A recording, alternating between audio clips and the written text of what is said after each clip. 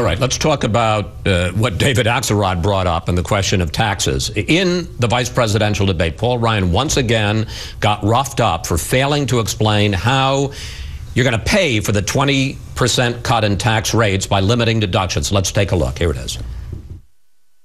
We want to work with Congress on how best to achieve this. That means successful. Look, no specific.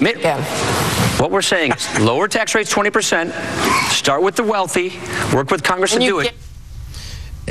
Ryan is saying we don't want to get hemmed in. Let's leave it to the negotiations with Congress to get into the details. Here's my question. Why is it all right to tell voters about the candy? Hey, everybody's going to get a 20% tax cut, cut in their tax rates, but let's not tell them about the spinach, which is you're going to lose some deductions.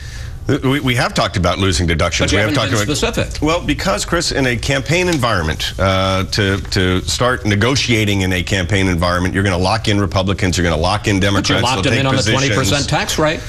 The 20% tax rate, I think that people will understand that that is a broad principle, that tax rate needs to come down and we need to broaden the base. That's the principle. The principle is also that we're not going to change the share of taxes paid by upper income earners, and we're going to give tax relief to the middle class, and it's going to be deficit neutral. You can do all those things and have people understand that this election was about this and we need this kind of pro-growth tax reform agenda, and then work out the details in the same way, by the way, Ronald Reagan did with Tip O'Neill with working across the aisle.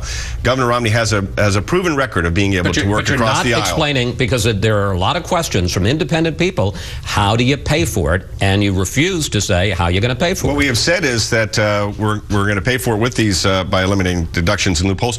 By the way, but making sure for the middle class that protecting the home mortgage deduction and other important deductions for them. But at the high end, you would eliminate deductions and you know, a lot of special interest loopholes that would allow you to bring down the rate 20%. 6 different studies have said this is entirely doable. Very questionable. Some of them are blogs. Some of them are from the AEI, which is hardly an independent group. Those are not. These are very credible sources, and one of them is from a guy who is a blog from a guy who was a top advisor to George W. Bush. These are hardly nonpartisan studies. Well, Chris, these, I think if you look at Harvard and AEI and other studies, are very credible sources for economic analysis. You wouldn't say that AEI is a conservative think tank?